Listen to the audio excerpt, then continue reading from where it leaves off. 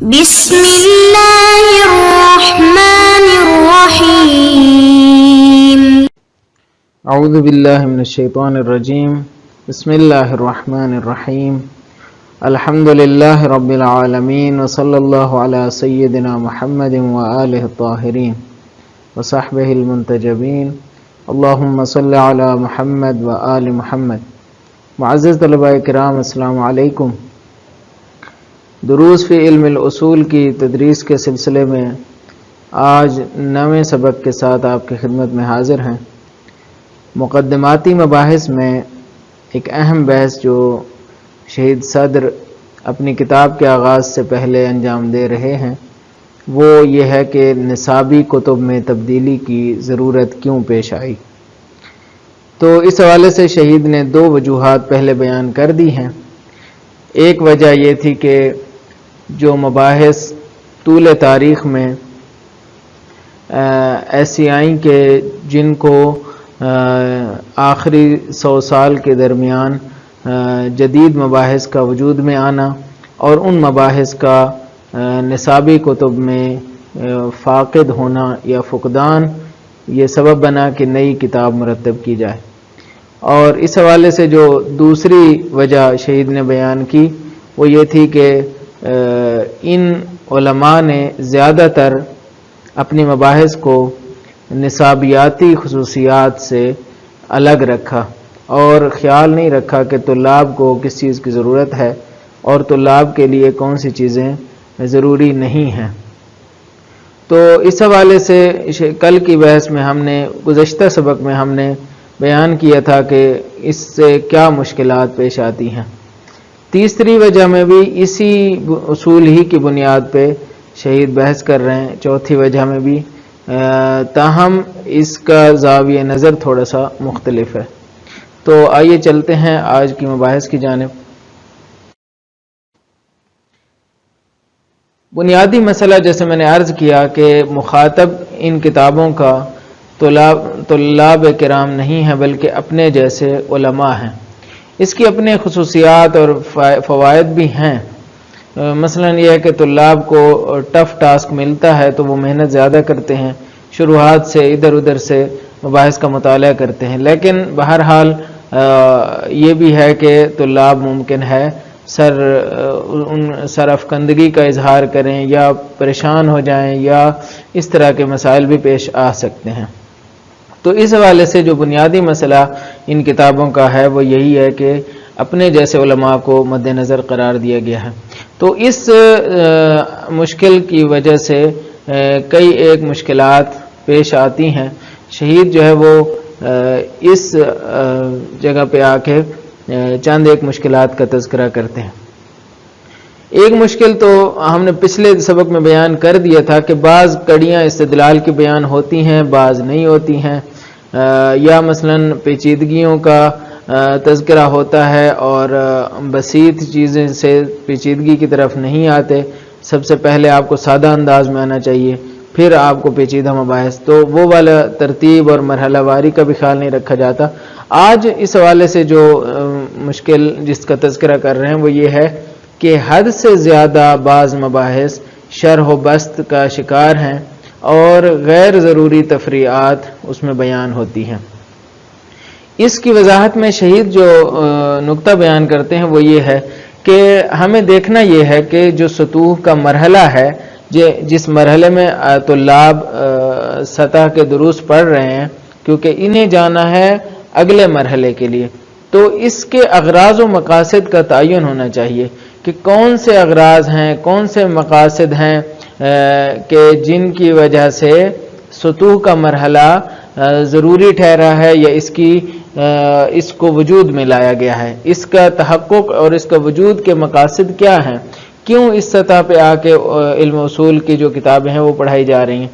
تو کہتے ہیں کہ جو میری سمجھ میں آیا ہے، شہید فرماتے ہیں کہ یہاں پہ 2 اہم اغراض اور 2 اہم مقاصد ہیں اس سطح پہ علم اصول پڑھانے کے۔ سب سے پہلا جو مقصد ہے وہ یہ ہے کہ علم اصول کی جو ثقافت ہے، اس کی جو کلی چال ڈھال ہے، اس کا جو ڈھانچہ ہے، اس کے جو بنیادی اصول ہیں، ان سے واقف ہونا، کہ ہمیں یہ پتہ چلے طلاب کو کہ علم اصول ہے کیا، اس کے کیا اصول ہیں، اس کی ثقافت کیا ہے، وہ کس لیے وجود میں آئی ہے، اس کے کیا تعریفات ہیں، ان کا کلی جو چال ڈھال ہے، ڈھانچہ ہے، سٹرکچر ہے، اس سے واقفیت ہونی ضروری ہے۔ یہ ایک مقصد ہے۔ دوسرا یہ ہے کہ ان طلاب کو جو سطح کے مرحلے میں ہیں درس خارج کے لیے تیار کرنا، درس خارج میں وہ مفید اور فعال رکن کے طور پر شرکت کریں، یہ ہدف ہے کہ درس خارج ان کے لیے مفید ہو، وہ درس خارج میں مفید رہیں، یعنی وہ اپنے استاد پر اشکال کر سکیں، وہ اپنے استاد کو کی بات سمجھ سکیں، اور اپنے جو ذہنی جو ان کے دغدغے ہیں، ذہنی جو ان کے الجھنے ہیں، ان کو برطرف کیا جا سکے۔ تو درس خارج کے لیے تیاری کرنا، یہ دو اہم مقاصد ہیں جو سطح کے مرحلے میں ضروری ہیں۔ تو ان دو اغراض کے لیے طلاب کو نصاب درسی فراہم کرنا چاہیے تھا۔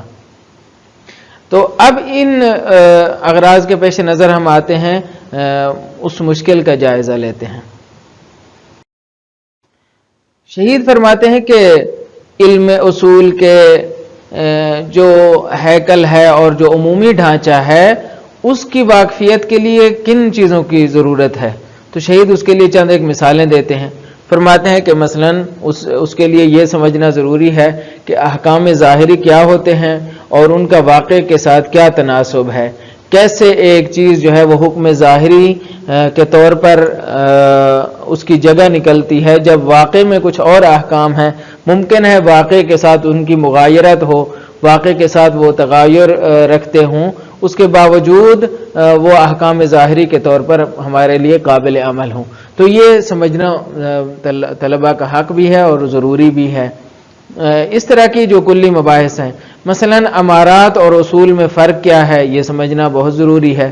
اور ادلہ حجیت سے جو چیز جعل ہوتی ہے یا جو چیز وضع ہوتی ہے، اس کی کیٹیگرائزیشن کریں کہ امارات سے کون سی چیز وضع ہوتی ہے، اس کا مفاد کیا ہے، اس کا مؤدہ اور مضمون کیا ہے، اور جو اصول کی حجیت کی ادلہ ہیں ان کا مفاد کیا ہے۔ تو ان کا پتہ لگانا بھی ضروری ہوتا ہے۔ اسی طرح مثلا امارات کی اصول پر جو حکومت ہے وہ کیسے ہے، کیوں امارات حاکم ہیں اصول عملیہ کے اوپر، اس کے میکانزم سے اور اس کے طریقہ کار سے آگاہی بھی ضروری ہے۔ اسی طرح جو شہید فرماتے ہیں کہ استصحاب کی جو اصل براءت کے اوپر حکومت ہے، کیونکہ دونوں اصول ہیں، یہ استصحاب بھی اصل عملی ہے، براءت بھی اصل عملی ہے، تو اس کا ان میں سے کون سی حاکم ہے، کون سی محکوم ہے؟ تو جو نظریہ مشہور ہے اور رائج ہے وہ یہی ہے کہ استصحاب ایک اصل حاکم ہے اور براءت اصل محکوم ہے۔ اس کا جو میکانزم ہے اس کو جاننا بھی طلاب کے لیے ضروری ہے۔ یہ تو وہ چند مثالیں ہیں جو شہید نے اس لیے بیان کی ہیں کہ اس طرح کی مباحث کا آنا علم اصول کے اندر اور نصابی کے سطح کی جو نصابی کتابیں ہیں ان کے اندر ان چیزوں کا آنا تو ضروری ٹھہرتا ہے تاکہ طلاب کو علم اصول کے جو عمومی ڈھانچہ ہے اور سٹرکچر ہے اس سے آگاہی آئے۔ اب اگلے مرحلے میں شہید جو ہے وہ اپنا اعتراض پیش کرتے ہیں کہ کچھ ایسی مباحث ہیں جن سے واقفیت ضروری نہیں ہے، تاہم یہ مباحث ان نصابی کتابوں کا حصہ ہیں۔ مثلا شہید فرماتے ہیں کہ استصحاب عدم تزکیہ، اس کی بحث کو لانا اصلا یہ فرعی بحث ہے، اور کہنا کہ یہ آیا اصل برات کے اوپر حاکم ہے یا نہیں ہے، پھر یہاں پہ بحث ہو جاتی ہے کہ یہ اصل موضوعی ہے، اور استصحاب کیا اصول موضوعیہ میں بھی جاری ہوتا ہے یا فقط احکام میں جاری ہوتا ہے۔ تو اس طرح کی جو فرعی مباحث ہیں ان کی کوئی جگہ یہاں پہ نہیں ہے، وہ درس خارج میں ہونی چاہیے، ان کو ان درسی کتابوں میں نہیں ہونا چاہیے۔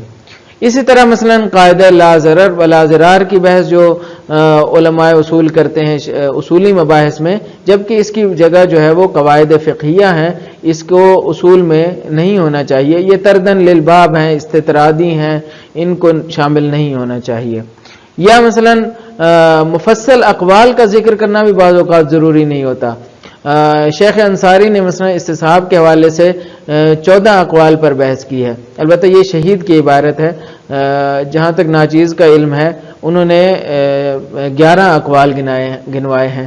بہرحال جتنے بھی ہوں اقوال کی کثرت کا تذکرہ ضروری نہیں ہوتا. اتنا زیادہ آپ اقوال کے اوپر وہ کریں اور بہت زیادہ اقوال کو گنوائیں، یہ درس خارج کے اندر اس کی ضرورت ہے. آپ چند ایک مشہور اقوال کا تذکرہ کر دیں اور باقیوں کو چھوڑ دیں درس خارج کے لیے. تو مفصل اقوال کا تذکرہ بھی اس مرحلے میں ضروری نہیں ہے. بس اس مرحلے میں آ کر جو نصابی کتابوں میں جو ایک قسم کے زوائد پائے جاتے ہیں، شیخ شہید صدر یہاں پہ ان زوائد کے حذف کی بات کر رہے ہیں. بس تیسری وجہ کا جو خلاصہ ہے وہ اس میں نکلتا ہے کہ ایسی مباحث جن کا تذکرہ ضروری نہیں ہوتا، جو زوائد ہیں، ان کو درس خارج کے لیے چھوڑ دینا چاہیے، اور اصلی مباحث کے اوپر جو علم اصول کے اصلی سٹرکچر سے مربوط ہیں، اصلی ڈھانچے سے مربوط ہیں، اس کے لیے اس تک آشنائی اور اس تک رسائی جو ہے طلاب کی کروانا، یہ وظیفہ اور فریضہ ہے اس سطح میں. اب جو ہے چوتھی جو وجہ شہید بیان فرماتے ہیں وہ یہ ہے کہ یہ آخری مبرر ہے، آخری وجہ ہے تبدیل کرنے کی جو شہید بیان فرما رہے ہیں کہ کچھ چیزیں ایسی ہیں کہ جو تاریخی طور پر ان مباحث کے اندر شامل ہوئی ہیں اور پھر وہ عنوان بن گیا ہے اور پھر اس کو تبدیل کرنے کی ضرورت محسوس نہیں کی گئی. مثلا ایک عنوان بنا جی کہ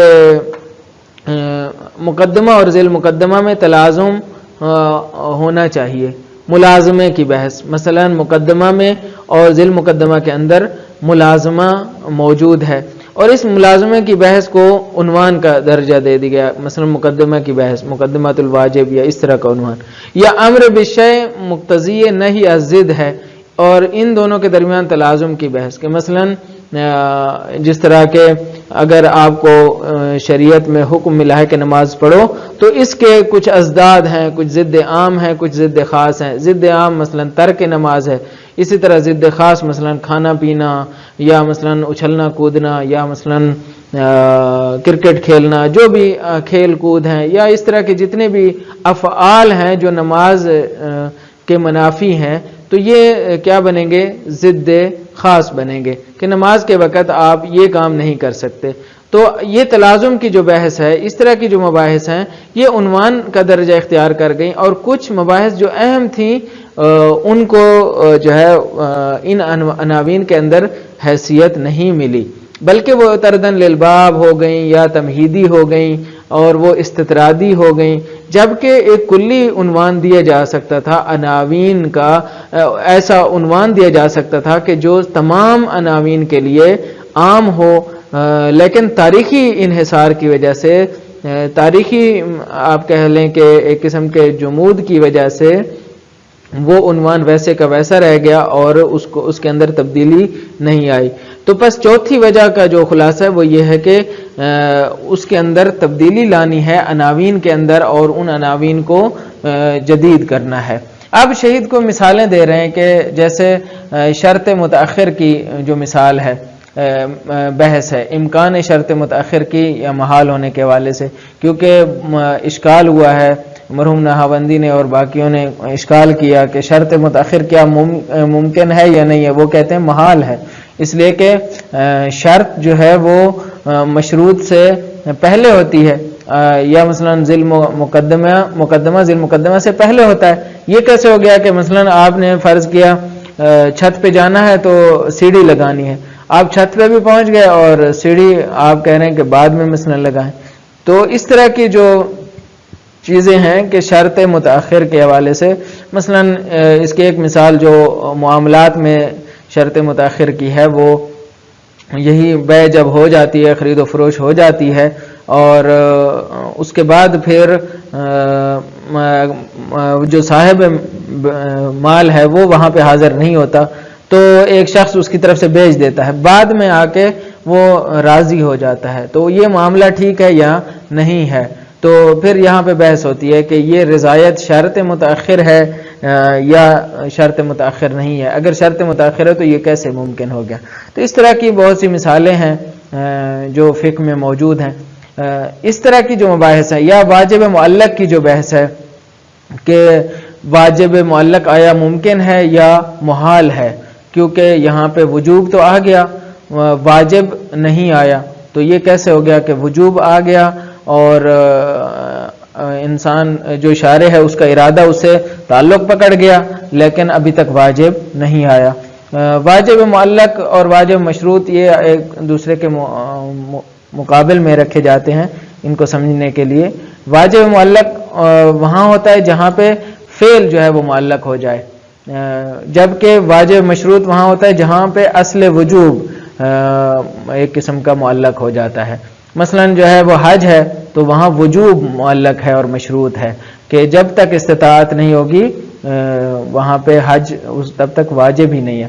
یا زکوٰۃ میں وجوب مشروط ہو جاتا ہے، اصلا جب تک نصاب نہیں آئے گا، نصاب تک مال نہیں پہنچے گا، زکوٰۃ نہیں ہوگی۔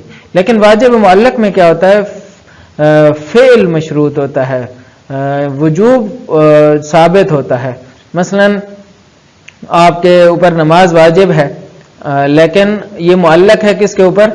وقت کے اوپر۔ جب تک وقت نہیں آئے گا تو آپ نے انجام نہیں دینی، لیکن نماز ظہر تو ابھی بھی واجب ہے، تو واجب ہے لیکن اس کو معلق کیا گیا ہے وقت کے اوپر۔ تو بہرحال اس میں بحث ہے کہ آیا ممکن ہے یا محال ہے۔ اسی طرح ضرورت تقید تکلیف بعدم اشتغال بالمزاحم، یہ بھی ایک مثال ہے کہ ایک بحث تزاحمات میں کہ جب تک آپ ایک مزاحم میں مشغول ہیں آپ کے اوپر دوسرے مزاحم کی تکلیف نہیں آ سکتی۔ ضرورت ہے اس بات کی کہ تکلیف کو مقید کیا جائے کہ آپ مزاحم میں مشغول نہ ہوں۔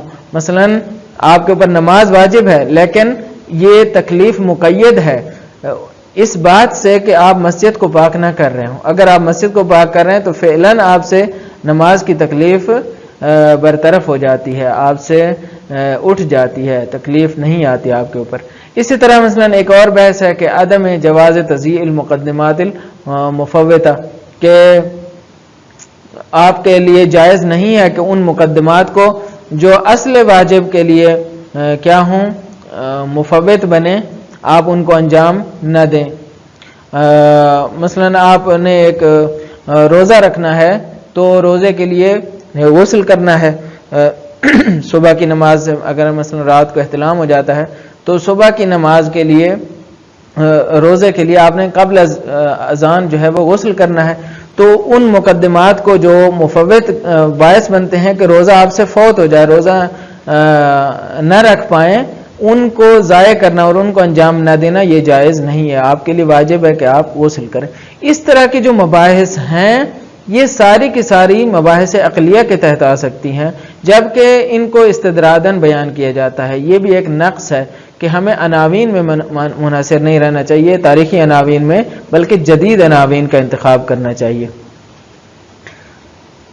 تو اس طرز عمل کا نقصان ہوتا ہے، اس طرز عمل کے نقصانات کیا ہیں؟ مثلا ایک نقصان یہ ہے کہ طلباء کے اندر یہ احساس پیدا ہوتا ہے بے اہمیتی کا کہ ان مباحث کی مثلا کیا اہمیت ہے اور ان مباحث کی کہ باقی مباحث کے ساتھ کیا ارتباط ہے۔ مثلا مقدمہ اور ذیل مقدمہ میں بحث ہوتی ہے امکان شرط متاخر کی، پھر بحث ہوتی ہے کہ آیا اس کا رابطہ بھی ہے یا نہیں ہے، واجب معلق کا رابطہ بھی ہے یا نہیں ہے آپس میں۔ تو یہ ساری مباحث اس میں آ جاتی ہیں کہ ان کو اگر ایک کلی عنوان کے تحت، نئے عنوان کے تحت لایا جائے تو طلاب اس سے زیادہ اس کی اہمیت سے واقف ہو پائیں گے اور دیکھ پائیں گے کہ ان مباحث کی ضرورت اپنی جگہ پہ موجود ہے۔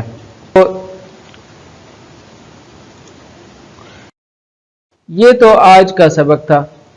آج کے سبق میں ہم نے شہید کی طرف سے بیان کی گئی تیسری اور چوتھی وجہ کا جائزہ لیا کہ رائج کتب میں جو علماء کو مخاطب قرار دیا جاتا ہے اس کے کچھ مزید نقصانات جو طلاب کے اوپر آتے ہیں اس کا تذکرہ ہوا، اور ہم نے بتایا کہ سب سے پہلے ہمارے لیے جو ضروری ہے وہ یہ ہے کہ سطح کے اہداف کا تعین ہونا چاہیے، اور ہم نے 2 ہدف کا تذکرہ کیا، اور اسی طرح ساتھ میں بتایا کہ غیر ضروری تفریعات سے دوری کرنی چاہیے کیونکہ یہ اہداف کے خلاف ہے، اور ہمیں طلاب کو اہداف تک محدود کرنا ہے، اور اسی طرح تاریخی عناوین کے بجائے مباحث سے متناسب جدید عناوین کا انتخاب کر کے نئی نصابی کتاب کو مرتب کرنا چاہیے۔ امید ہے آج کا درس بھی آپ کے لیے مفید ہوا ہوگا۔ اجازت دیجیے، السلام علیکم ورحمۃ اللہ وبرکاتہ۔